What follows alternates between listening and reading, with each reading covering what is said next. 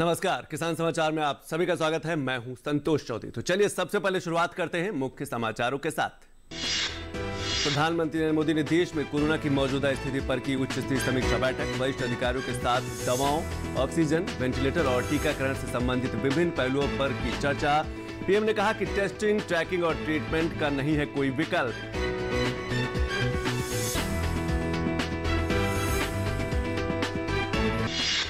भारत सरकार जम्मू कश्मीर के विकास के लिए प्रतिबद्ध। जम्मू में लगभग 54 विकास परियोजनाएं लागू की जा रही हैं। कृषि सहित तमाम क्षेत्रों के विकास के लिए सरकार कर रही है काम।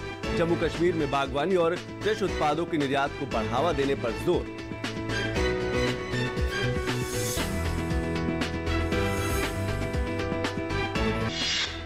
देश में कृषि प्रसंस्करण क्लस्टर और मेगा फूड पार्क पर जोर। कृषि प्रसंस्करण समूहों की स्थापना को प्रोत्साहित करने के लिए योजनाएं। कृषि प्रसंस्करण क्लस्टर के निर्माण की योजना लागू। खाद्य एवं प्रसंस्करण मंत्रालय ने इस योजना के तहत 56 परियोजनाओं को दी मंजूरी।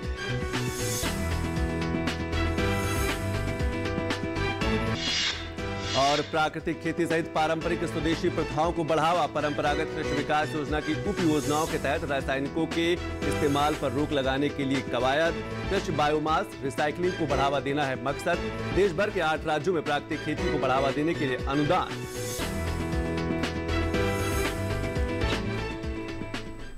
और अब खबरें विस्तार से। प्रधानमंत्री नरेंद्र मोदी ने शनिवार को कोविड-19 की स्थिति पर जन स्वास्थ्य की तैयारियों की समीक्षा की। बैठक में कैबिनेट सचिव, प्रधानमंत्री के प्रमुख सचिव, केंद्रीय गृह सचिव, केंद्रीय स्वास्थ्य सचिव, नीति आयोग के सदस्य वीके पॉल समेत तमाम वरिष्ठ अधिकारी मौजूद रहे।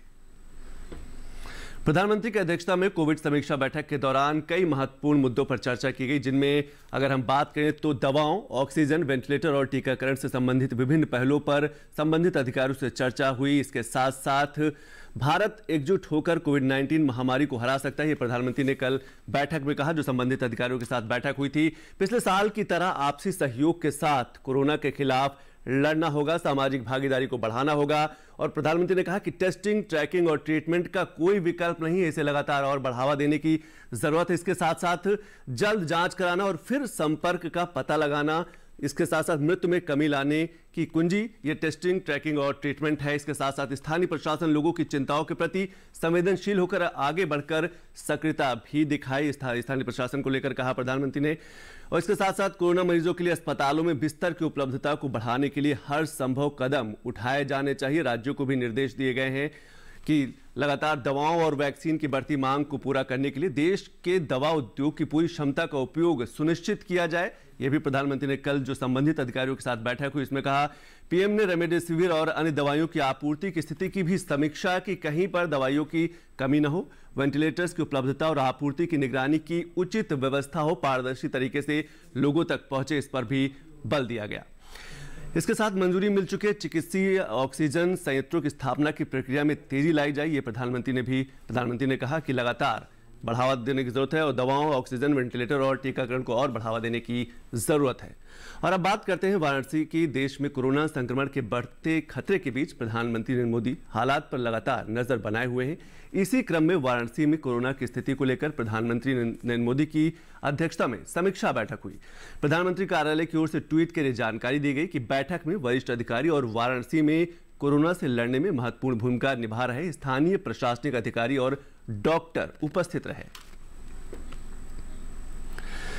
और भारत सरकार जम्मू कश्मीर के विकास को लेकर प्रतिबद्ध है। जम्मू कश्मीर में 58,627 करोड़ रुपए लागत की लगभग 54 विकास परियोजनाएं लागू की जा रही। इनमें से सड़क, बिजली, स्वास्थ्य, शिक्षा, पर्यटन, कृषि, कश्मीरी विस्थापितों के लिए पुनर्वास और कौशल विकास से संबंधित कई परियोजनाएं शामिल हैं। 54 परियोजनाओं में से 20 परियोजनाएं पूरी हो चुकी हैं और शेष 34 परियोजनाओं पर काम चल रहा है। जम्मू कश्मीर बुनियादी विकास वित्त निगम के अंतर्गत लगभग 1000 करोड़ रुपए लागत की 800 परियोजनाएं पहले ही पूरी की जा चुकी हैं। और अब बात करते हैं उत्तर प्रदेश के चंदौली के किसान ने स्ट्रॉबेरी की खेती की है। अनोखे तरीके से की गई इस पहल से इलाके में काफी चर्चा हो रही है। इसे देखने और कुछ सीखने के लिए लोग वहां दूर दूर से पहुंच रहे हैं। देखते हैं हमारे संवाददाता हरकेश बहादुर सिंह गौतम की चंदौली से ये ग्राउंड रिपोर्ट। कोई भी नया काम होता है और समाचार में होता है तो लोग उसे देखना और महसूस करना चाहते हैं। ऐसा ही हो रहा है चंदौली के प्रगतिशील किसान के खेत में।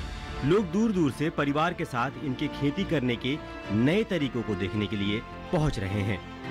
मैं बनारस से आ रही हूँ। मैंने यहाँ पर पेपर में पढ़ा था कि यहाँ पर स्ट्रॉबेरी की खेती हो रही है, जिसको देखने के लिए मैं बनारस से यहाँ पर स्ट्रॉबेरी की खेती देखने आई हूँ बनारस से। और यहाँ पर आकर मुझे बहुत अच्छा लगा। अपने बच्चों को भी मैंने दिखाया कि स्ट्रॉबेरी कैसा, और मैं खुद पहली बार ये देख रही हूँ और खुद अपने हाथों से मैंने तोड़ा, तो मुझे बहुत अच्छा लगा। मैंने यहाँ पे स्ट्रॉबेरी और बहुत सारे प्लांट देखे, जैसे कि यहाँ पे मैंने कैबेज देखा और बहुत ब्रिंजल देखा, स्ट्रॉबेरी देखा और बहुत सारे प्लांट्स देखे।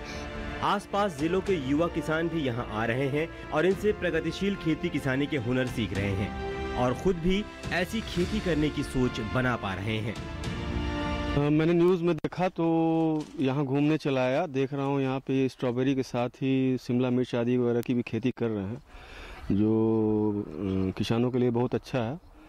और चूँकि हमारे ज़िले से भी, मैं भी एक किसान हूँ गाजीपुर से, तो हमारे ज़िले से भी 60 किलोमीटर करीब पड़ता है। तो मुझे ये भी बड़ा अच्छा लग रहा है कि ये किसान जो है विकसित खेती के बारे में सोच रहे हैं, और मैं भी इसका प्रयोग करना चाहूँगा।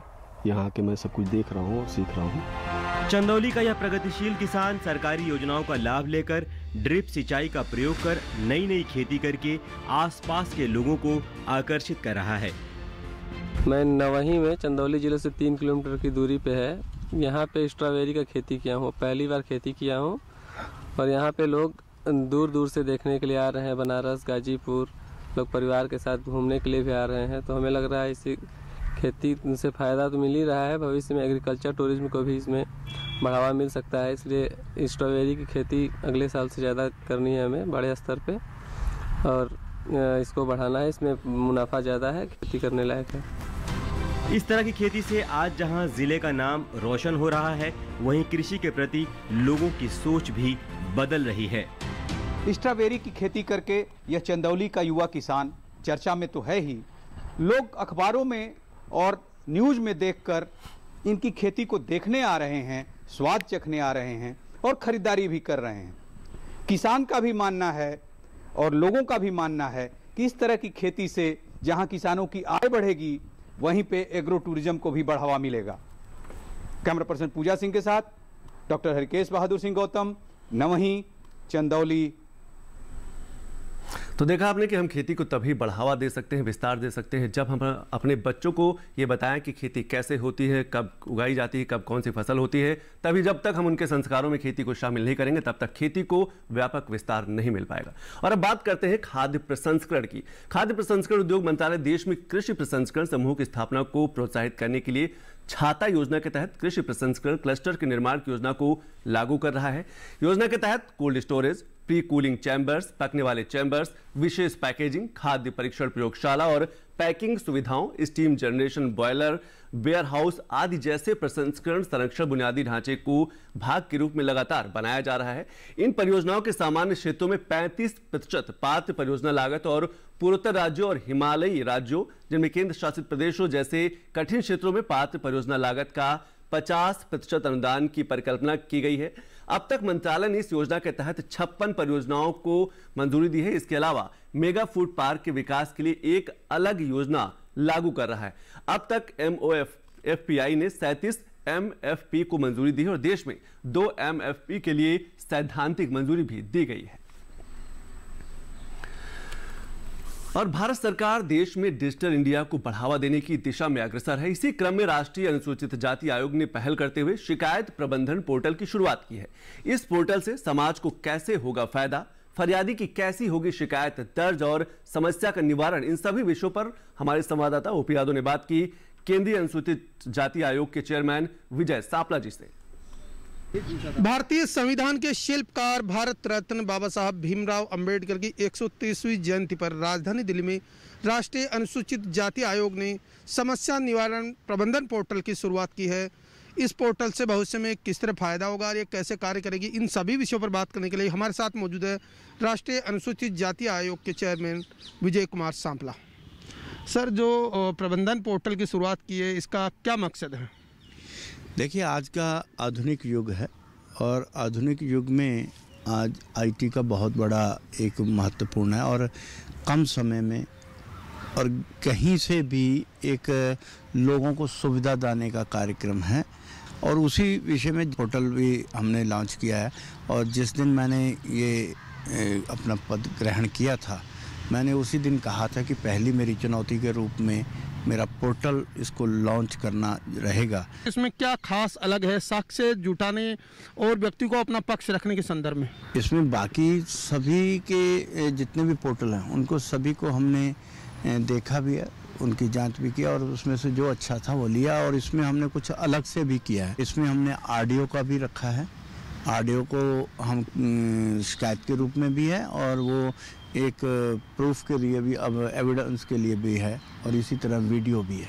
तो ये एक केस को जल्दी हल करने के लिए इसका प्रयोग कर सकते हैं। इसमें एक चीज़ विशेष रूप से है कि जब हम कंप्लेंट करते हैं तो हमारी तरफ से नोटिस चला जाता है, तो बाद में क्या बना तो ये हमारे ऑफिस में क्योंकि इतना लोड रहता है कि देख नहीं पड़ता, मगर ये कंप्यूटर हमें अलर्ट भी भेजता रहेगा और ये बताता रहेगा कि इसमें इस केस के इतने दिन का नोटिस दिया था, अभी तक कोई जवाब नहीं आया, या ये जवाब आया तो इसको देख के आगे कार्रवाई की जाए।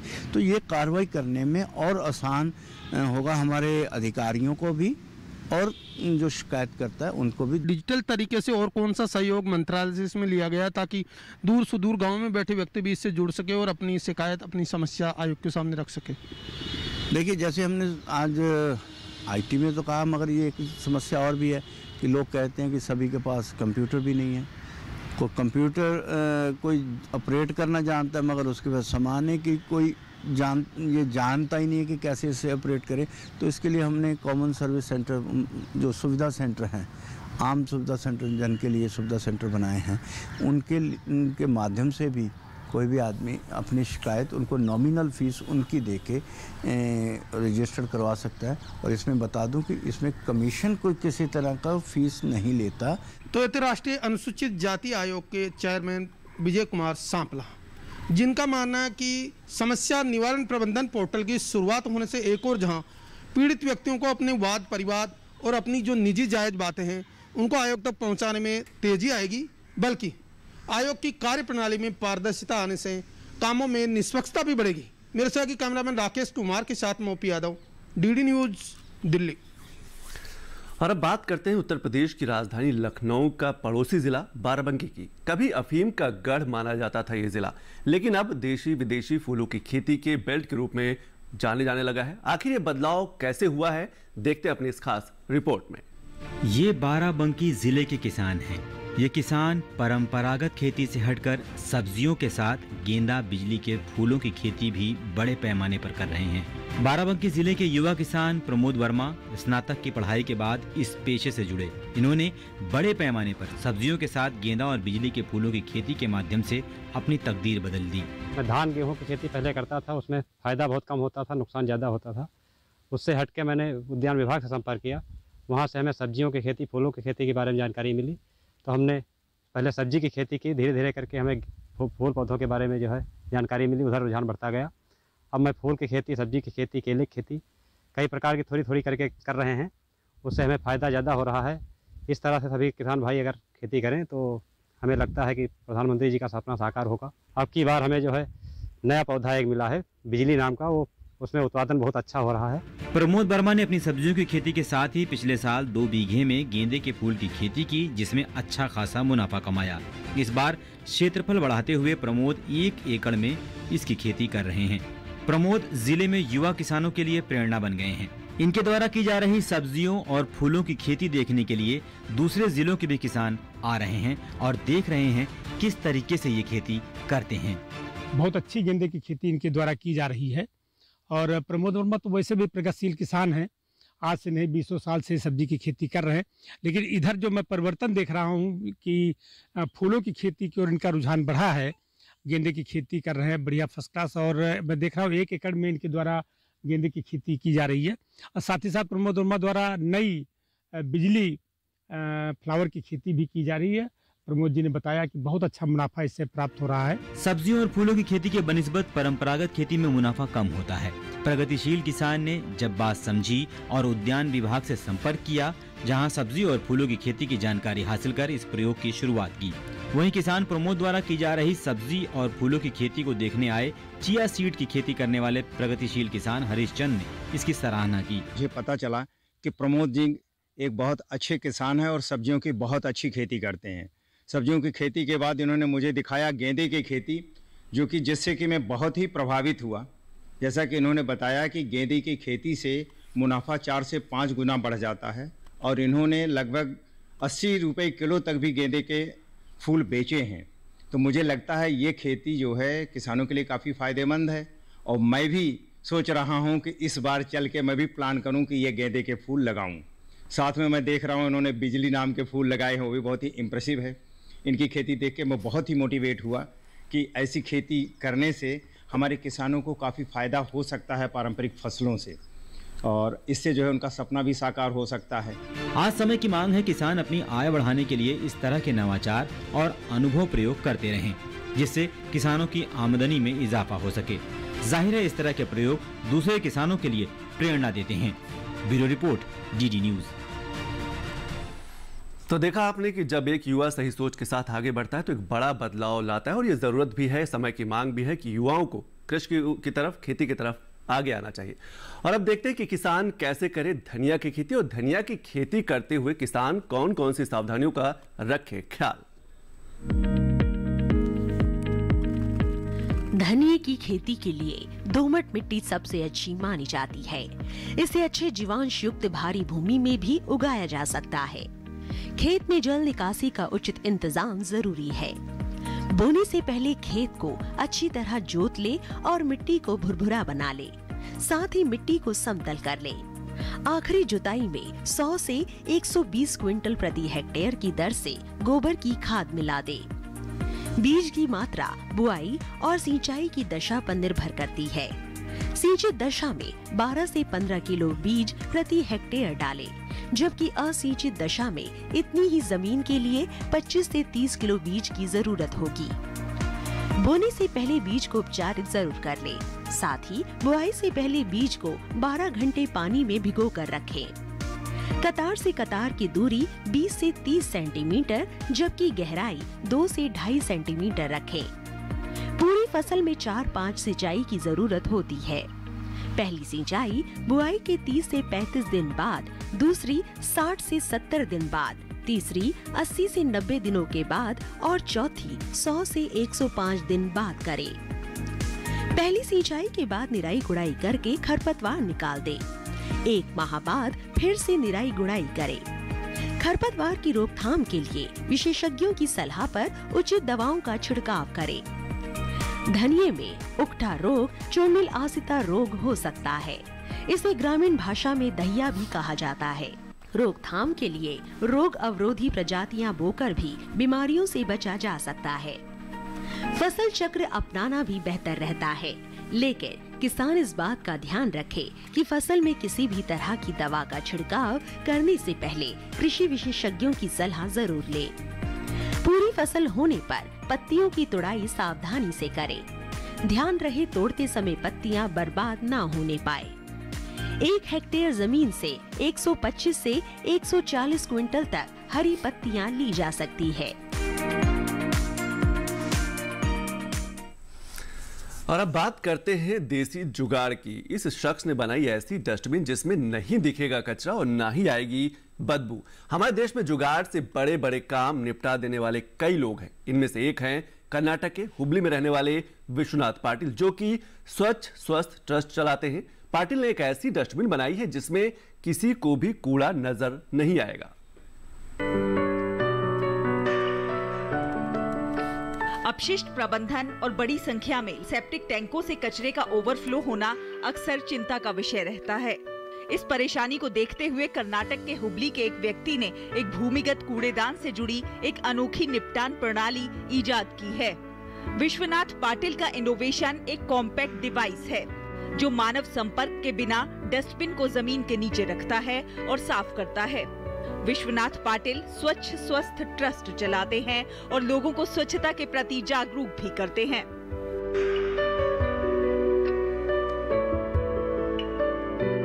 विश्वनाथ पाटिल की ये खास डस्टबिन दरअसल एक अंडरग्राउंड डस्टबिन है।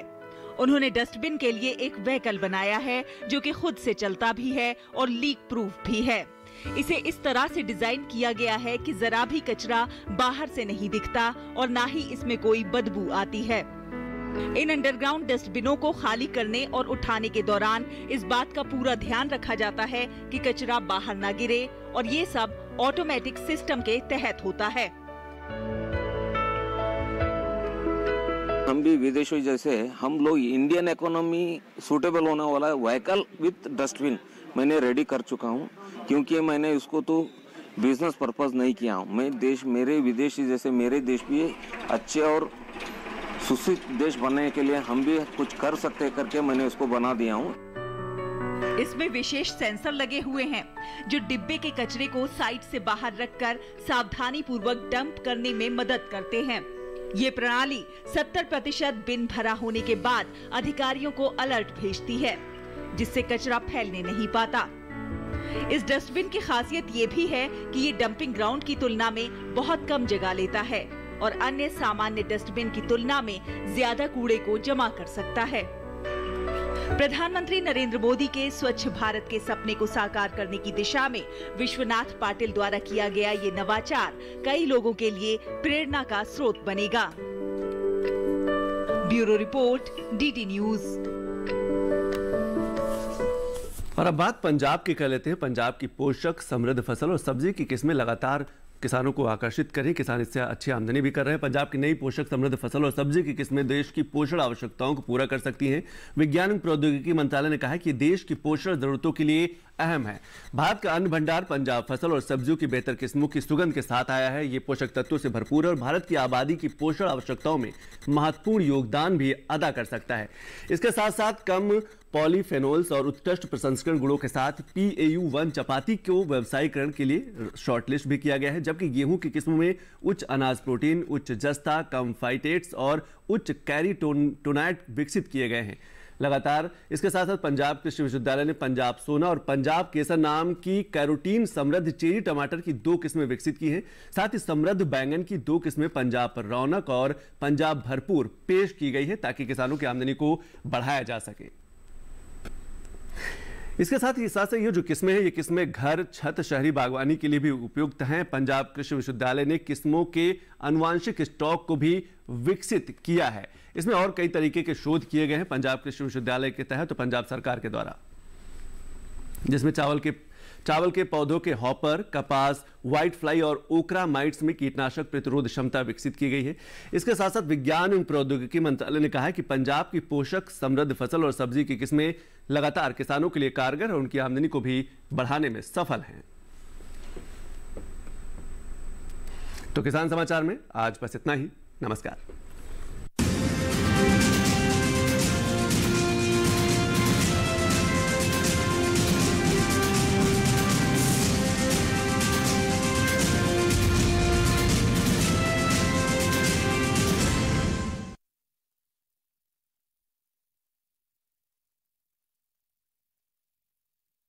हम पहुंचेंगे